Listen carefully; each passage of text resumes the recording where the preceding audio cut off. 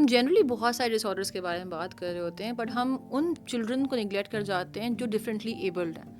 تو یہ video basically آپ کو یہ ایکسپلین کرنے کے لیے ہے کہ as a society, as a parent, as a community, as a teacher آپ کو ان کے ساتھ ڈیل کیسے کرنا چاہیے، اور کیا چیزیں بہت پرومیننٹلی آپ کو ان کے لیے ہائی لائٹ کرنی چاہیے جہاں پہ ان کو ہیلپ کی ضرورت ہے اور ہمیں نہیں پتا کہ انہیں اس طرح کی ہیلپ کی ضرورت ہے.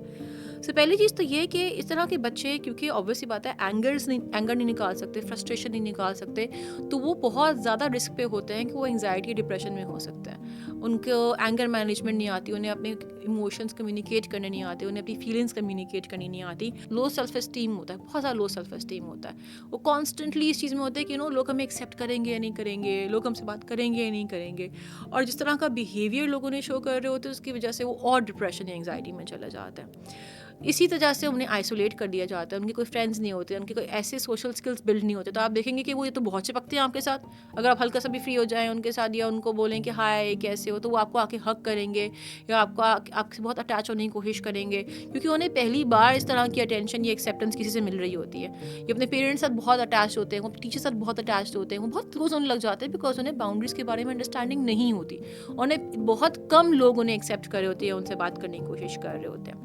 اس طرح کے بچے لو سیلف اسٹیم کا شکار اس لیے بھی ہو رہے ہوتے ہیں کیونکہ وہ باقی بچوں کی طرح بیہیو نہیں کر سکتے. ان کا انٹلیکچوئل لیول کمپیریٹیولی لو ہوتا ہے، ان کے انڈرسٹینڈنگ لیول تھوڑا سا لو ہوتا ہے، اور انہیں الگ اٹینشن کی ضرورت ہوتی ہے جس کی وجہ سے بہت اسٹینڈ آؤٹ کرتے ہیں، اور باقی لوگوں نے بہت ڈفرینٹلی ٹریٹ کر رہے ہوتے ہیں. باقی اسٹوڈنٹس، باقی لوگ بلی کر رہے ہوتے ہیں انہیں کہ تمہیں تو یہ بھی نہیں آتا، تمہیں تو وہ بھی نہیں آتا، how are you behaving, how do you look, you can not walk. اس طرح ان کا کانسٹنٹلی مذاق اڑایا جا رہا ہوتا ہے. تو وہ کسی الگ بچے سے جو نارمل ہے، جو نارمل بیہیو کر رہا ہے، اس سے زیادہ بلی ہو رہے ہوتے ہیں، اور اس کے زیادہ رسک پہ ہوتے ہیں کہ وہ اس طرح بیڈ بیہیویئر لوگوں کا فیس کر رہے ہوں، اور ان کے ساتھ ان کو وہ جو شیم اینڈ امبیرسمنٹ ہے اس کو ہینڈل کرنا نہیں آتا.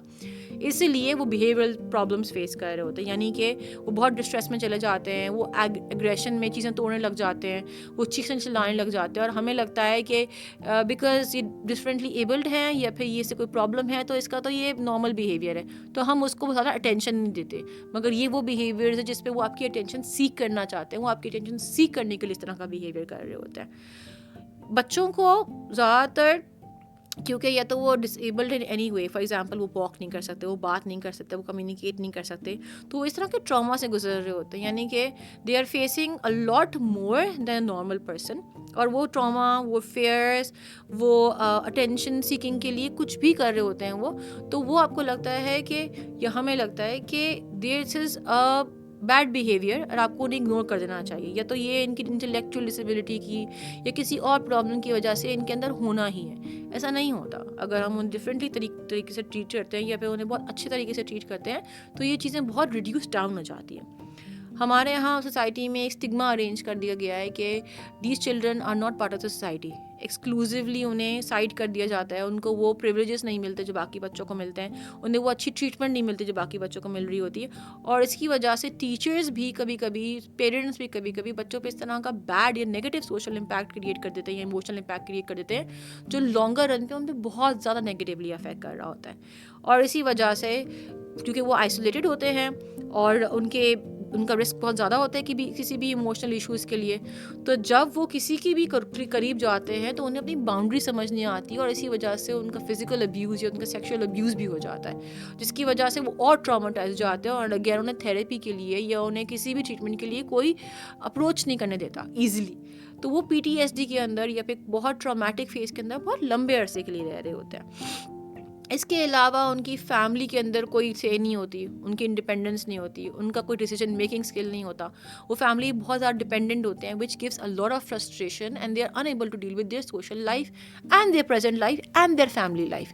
All of these symptoms are just an overview of what a child with disability is facing. وہ اس طرح کی لائف گزار رہے ہیں جہاں پہ انہیں نارمل چیزیں نارمل نہیں لگتی، اور اسی وجہ سے ان کو نارمل طریقے سے ڈیل بھی نہیں کیا جا رہا ہوتا جیسے ہم باقی لوگوں کو ڈیل کرتے ہیں. اور بیکاز آف دیٹ ان کے پرابلمس بہت ڈفرینٹ ہیں، انہیں بہت کروشلی ہینڈل کرنے کی ضرورت ہوتی ہے. اگر آپ کو لگ رہا ہے کہ as a teacher, as a community کا کوئی بھی پرسن، ایز اے سوسائٹی کا کوئی بھی پرسن، ایز اے پیرنٹ آپ کے پاس آپ کے آس پاس ایسا کوئی بچہ ہے جس کو آپ کو ڈیل کرنے میں یا ٹیکنیکل ایشوز ہینڈل کرنے میں مسئلہ ہو رہا ہے، تو آپ کو صحت یا آپ کی ویب سائٹ پہ جانا ہے، آپ کو وہاں پہ ایک سائیکالوجسٹ یا ایکسپرٹ سے کلک کر کے ایک سیشن بک کرنا ہے اور آپ ان کے ساتھ ڈسکس کریں، آپ ان کے ساتھ انڈرسٹینڈ کریں کہ آپ نے بچے کو کیسے ہینڈل کرنا ہے، یا پھر آپ اس کی بچے کی ایک بیہیویئرل ٹریٹمنٹ کروائیں، تھراپیوٹک ٹریٹمنٹ کروائیں، تاکہ وہ ایک ہیلدی لائف اسٹائل گزار سکے.